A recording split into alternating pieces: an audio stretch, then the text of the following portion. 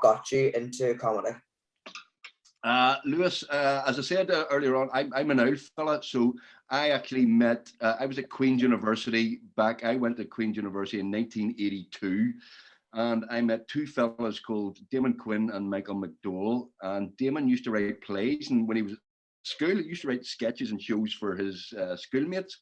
And he wrote a couple of plays, and I got wee parts in his plays. And we started writing comedy shows for charity, me and Damon and Michael. And I'm still with these guys 40 years flipping later, you know, it's ridiculous. I'm still in a gang, even though I'm in my 50s. Like, so Damon used to write plays, and then we started doing charity shows for Live Aid and Band Aid to raise money for charity. During the 80s, there was horrible famines in Africa, and we were raising money for charity. And they went very well. In fact, they went so well that we thought, I'll tell you what, why did we stop doing it for charity? Why don't we keep the money for ourselves and try and make money ourselves as comedians? So we started writing sketches ourselves and putting on shows in the group theatre in Belfast. And it kind of started from there. And then we eventually got a big break on radio way back in 1990. So I was quite late. So I mean, way back then, there was no comedy really in Northern Ireland about Northern Ireland. There was a great comedian from Northern Ireland who you probably won't remember, who died in 1974, called James Young. And James Young was a great comedian who had a TV series in the early 70s, but he was mainly a theatre comedian and a very, very funny comedian who brought Catholics and Protestants together in massive numbers, was hugely popular across the divide. And he was one of those very early comedians who influenced me.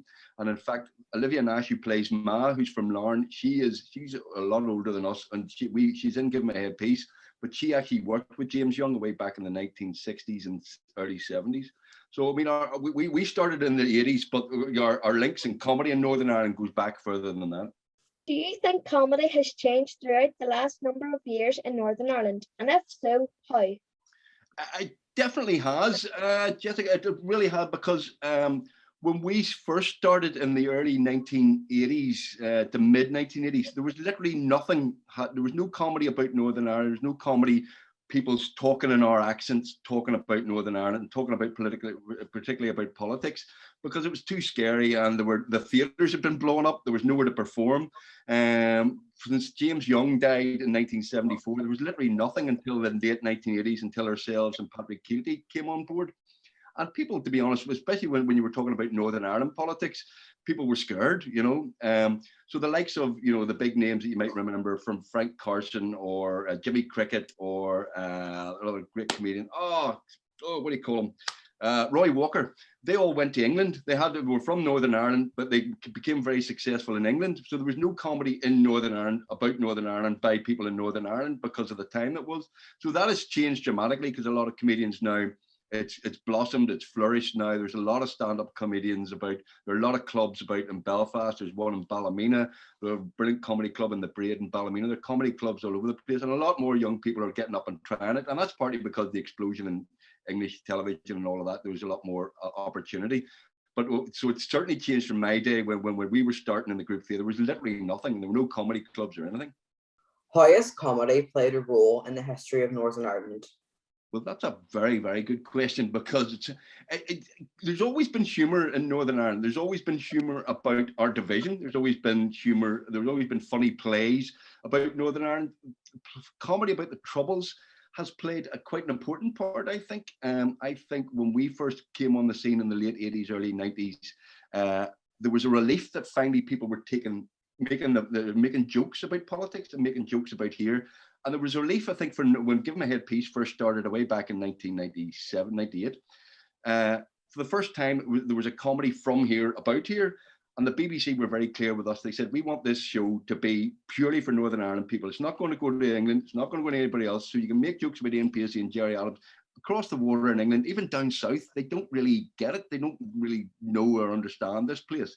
And comedy played a very important role. I mean, I'm not going to say, you know, comedy brought about the peace process or anything like that, but I think comedy did play a vital role in attacking people like the paramilitaries, having a go at them, having a go at the politics behind violence and stuff like that, and mocking sectarianism in its rawest form, and saying, like, you know, this is silly. Let's not take ourselves too seriously, or let's laugh at ourselves at the same time. And I think that's a very important thing for any society, to have the outlet to laugh. This is very serious, boys. Is this all right? In your role as dad and Give My Head Peace, what feedback have you received and do members of the public say to you about it? Everywhere I go, it's, oh, what about you? Where's Uncle Andy? And people think either the knee breakers is real. It's not real. You can't get a pint in the knee breakers. We make that up. But I'm delighted to say we are.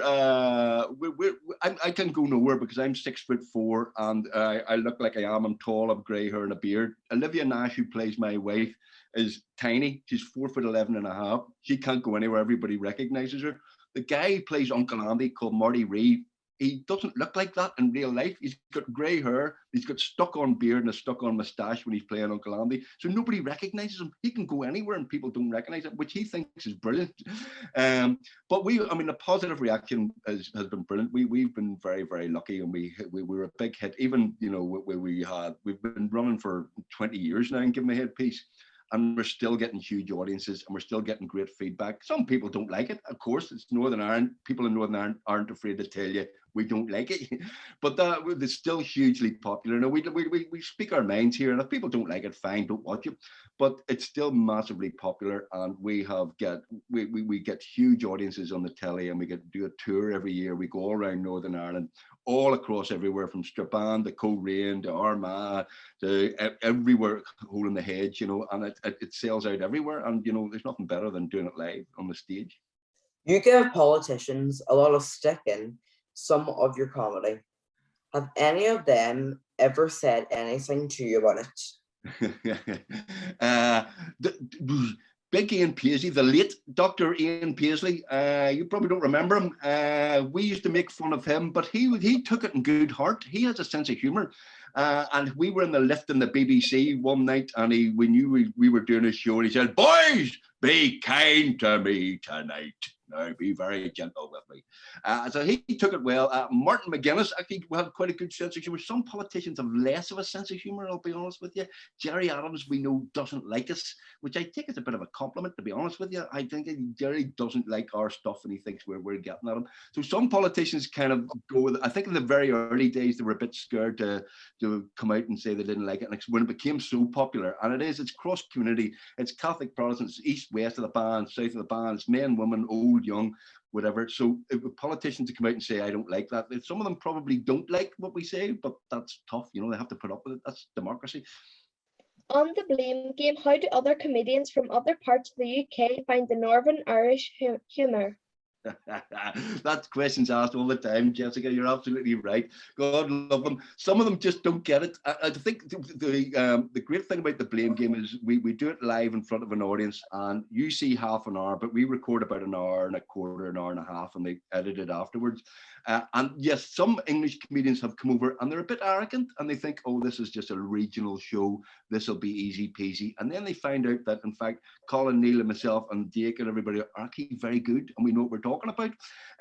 Some of them are very good, and some of them tune in, and some of them do work and read up on the news in Northern Ireland and try and make an effort. But this is again, it's a regional show for Northern Ireland, purely for regional. So you've got to accept that English people, and indeed a lot of Southerners, Neil Delamere, who's from the South on the Blame Game, will tell you a lot of people in the South don't watch it, don't really understand Northern Ireland politics, don't get it, don't have the same politicians, don't have the same newspapers, don't have the same television programs, and they kind of are a bit befuddled as well. But English comedians, we do our best to make them welcome, but sometimes they don't quite get it, do they? And are you proud to be from Northern Ireland? And if so, why? Oh, well, yes, I'm absolutely proud. Now, I know everything in Northern Ireland is laced with politics. I'm from a vaguely nationalist background, but I'm absolutely proud to say I'm from Northern Ireland, proud of Northern Ireland. I'm proud Irish as well, but I'm proud to be from Northern Ireland. I think we've done we've a lot of things to celebrate here. I'm a big sports fan. I love my football. I love boxing. I'm a big mate of I'm not a mate, sorry, I'm a big fan of Carl Frampton. I'm actually doing an interview with him in a couple of weeks' time, which I'm absolutely delighted about for a radio show. I'm not a massive fan of motorbikes, but you look at the likes of the Dunlops and what the Dunlops achieved in sporting terms, or Jonathan Ray, or football, or arts, even in the arts world, with the likes of Liam Neeson and the Adrian Dunbar and all of that, the actors we have from here. I mean, I think for a place that is very small and a place that has, let's be honest, let's not skirt around it. We've had our own problems. We've had a lot of troubles. We've had a lot of violence and a lot of community unrest. But, we still managed to produce an awful lot for a very small region. We're only 1.8 million people in the whole of the UK. And, that's not an awful lot. We punch above our weight, put it like that. Do you ever get nervous going on the stage? Every single time, Jessica. Absolutely. If you're not nervous going on stage, you're drunk. So don't do it. Don't do that. I'm always nervous, and I think that's a kind of respect for the audience. You always think with comedy, the reaction is instant or is immediate. So if you're not funny, an audience will tell you very, very quickly. You have to be funny very quickly, and you have to be good, and you have to be on your ball. You have to be on the ball, and you have to be totally in tune. So I get nervous, and I pace up and down a bit, and I fidget and stuff. And I do a lot of after dinner speaking, and I can't really eat my dinner before I've done my bit. I have to be in the zone, and some comedians, I know comedians who you can be having a chat with them and they go, "Hello, it's Neil Delamere," and he literally walk on stage and go and do it. I need a bit of time and space to myself to get myself ready, to get prepared, and that's whether I'm doing stand-up or TV or anything, but that's a good sign. It's good to be nervous. It shows respect for the audience as well. Tim, what advice could you give? What advice could you give to these young people about getting started into comedy or writing comedy? Well, there's an awful lot more opportunity now, and I think that's a good thing. If you're interested in stand-up comedy, the thing to do is watch stand-up comedy, see who you like. There are a lot of stand-up comedy clubs knocking about all over Northern Ireland at the minute. There's a lot more than there were. There are a lot of what called open mic opportunities, where you basically, if you've got 5 or 10 minutes of material, give it a go. And the only way to find out if you're funny is to tell jokes to people who don't know who you are. And as I say, because we're Northern Ireland, we're not afraid to tell people if they're not funny. But we do like a laugh as well. We are people who like a laugh. And if you tell good jokes, people will laugh at your good jokes. There's the internet as well. There are an awful lot of people, at home making home videos and stuff and posting them online. There's an awful lot of opportunity. There's radio and stuff as well. Radio is a really good place to start your comedy career. That's where we started way back. But also as well, if you're interested in acting at all, go to your local amateur dramatic groups. I mean, that's literally where we started. Damon Quinn and another couple of people in the Hole in the Wall gang started in a local drama group, just doing plays, and that's where they got interested in performance and what it's like to be in a theatre, and also comedy and funny plays and serious plays, and you learn those sort of skills. But if you're interested at all, you've far more opportunities these days than old fellas like me had in the Isle, where there literally was one theatre in Belfast. That was it, But go for it. I mean, all I can say to people is don't be afraid and give it a go. If it's not for you, you'll find out very quickly. Who is your favorite comedian? No, that's a good. Well, I love all sorts of comedians. I love. Well, I was watching Faulty Towers the other night. Faulty Towers was on. I still love Faulty Towers. In sitcom terms, Faulty Towers, Father Ted. There isn't a bad episode of Father Ted. I love the sitcom, The Big Bang Theory. I don't know if you ever watched that. I love all sorts of stand-ups. I go to see Neil Delamere and Colin Murphy and Jake O'Kane. I love all the local guys as well. I love Bill Bailey. I don't know if you know Bill Bailey, the guy with the hair, big, brilliant musician as well. Michael McIntyre, I love. Kevin Bridges, the Scottish comedian, is absolutely superb. So there's so much stuff out there at the minute that's really, really good. And I just, when I want to relax, I sometimes put on an hour of stand-up and just sit back and watch it. And there's so much good stuff out there. Tim, see when you're touring with the Blame Game and Give My Head Peace, yeah, what sort of city or town has the best audience? No. That's a very loaded question now. He said, which town has the best audience? Asked the man from the Londonderry Bands Forum. Let me see. Oh yes, I've got it. Strabane. No. Yeah, well, we love playing Derry. The Millennium Forum in Derry is absolutely fabulous. It's a beautiful theatre. Do you know where it depends sometimes on the theatre? Armagh, there's a beautiful theatre in Armagh, the Marketplace, which we absolutely love playing. But Derry audiences are fabulous. I'm afraid I'm going to have to be biased and say that the the Grand Opera House in Belfast is the finest theatre in Northern Ireland. It's an absolute jewel. If you ever get to go to see any show, get a chance to see any show in the Opera House, they've just done it up at £12.5 million or whatever. It is absolutely gorgeous, and it is a superb place to play. 1,000 people inside the Grand Opera House, and it's just wonderful. The only people I find they like you to take the piss out of them. You know, they're easy. They don't mind as long as you don't cross the line. But they're which is, my late father used to say, you know, you should always have a sense of your own ridiculousness. Never take yourself too seriously. You know, life is serious, but never take it too seriously. And I think Derry people have that attitude, and we love playing up there as well, and all sorts of parts. With sort of Derry being this sort of mixed crowd, do you ever sort of change your material to suit where you're going? Absolutely not. When we make a point of that, we absolutely make a point of that. We play every year. We read a show every year. We play in the Grand Opera House, which is obviously a mixed crowds and all that. You play in Derry, where you might go, well, it's mainly nationals, but not entirely. We do the same show we do in Larne, we do in Coleraine, we do in Armagh, we do in Strabane. And I think it's important not to sort of go, okay, this is a mainly Protestant audience, or this is a mainly Catholic audience. We'll pander to them because they mightn't like that joke. No. You take us as you find us, and you know, we're the same all over Northern Ireland. The other thing is we're too lazy to change the flipping material as well. That would require hard work. Now, come on. I was at the time you done the Siege Museum with David Hume. Oh yeah, historic. So you're into your history as well, and it's one of the nicest gigs I have. I do a show with David Hume, and you know, I'm ashamed that Northern Ireland. There's a couple of things about Northern Ireland. There are a lot of things that are very annoying. I'm a big fan of integrated education. I didn't know. I didn't have a friend who was an Orange man in my entire life until I met David Hume 6 or 7 years ago doing a wee TV show. And he and I hit it off, and we are big history buffs. So we have a show on Radio Ulster called The Long and the Short of It, where he and I discuss important moments of Irish history from very different perspectives, shall we say. But we always, and I think the lovely thing about it is we come from different perspectives, but we haven't quite changed each other's minds, but we respect each other's views. And it's a great gig because we take very controversial subjects. We come at it with a slightly lighthearted approach to it, but a serious approach as well, and that we speak to proper historians. We debate it afterwards. And I think, you know, I've learned a lot of respect for him and where he's coming from. And I think he you know, vice versa, he's learned a bit from me as well. You know, as I say, you know, he's a solid Orange man. He's not an inch, you know, it's not an inch to get out of David Hume.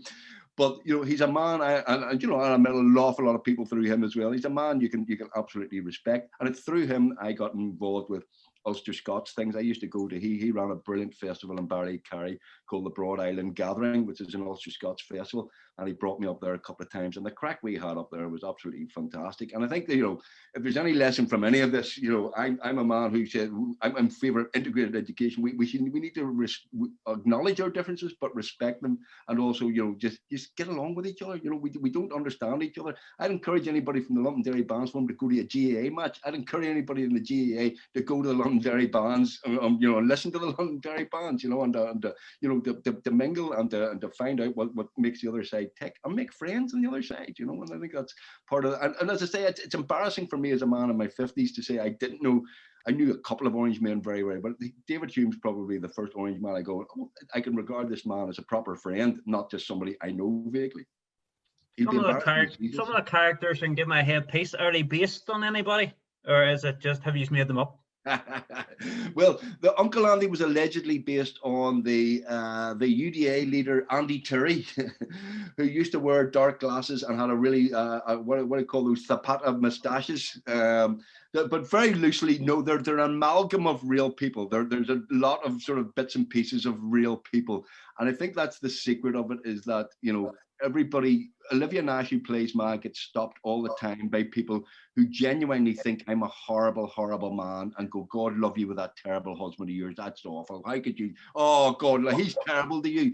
And it's a kind of reflection of the fact that, you know, there are a lot of marriages that are a bit like that. Cal as the sort of the dopey son who's never going to leave home, who's going to be there until he's 55 or whatever. He's never going to leave home. That's not unusual, you know. And there was a thing about we made an amalgam of police officers that we knew a couple of cops ourselves, and we went, okay, you know, we kind of melded people together. And you know, I think all those characters, they have a grain of truth in them. You know, they come from somewhere, they're real, and I think there's a bit of honesty to them, and I think that's what makes them uniquely Northern Ireland as well. Is you can't have a Pastor Begbie or an Uncle Andy anywhere else, really. You couldn't have a Da who's, you know, pretends to be a shinner, pretends to be closer to Jerry Adams than he really is, you know, and spends his life pontificating. You know, those characters are kind of uniquely local, and I think that's part of the advantage of them, and part of the success of them is that everybody in Northern Ireland recognises them. As soon as you see Uncle Andy, you know exactly where he's coming from and what his point of view is.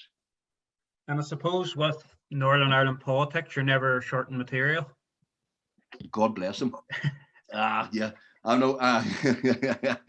Yeah, I mean, it's embarrassing to say, but I've made a career out of it. I'm full time 25 years. I used to have a proper job as a lawyer, but I've been full time with the Hole in the Wall gang for 25 years now. We went full time in April 1996.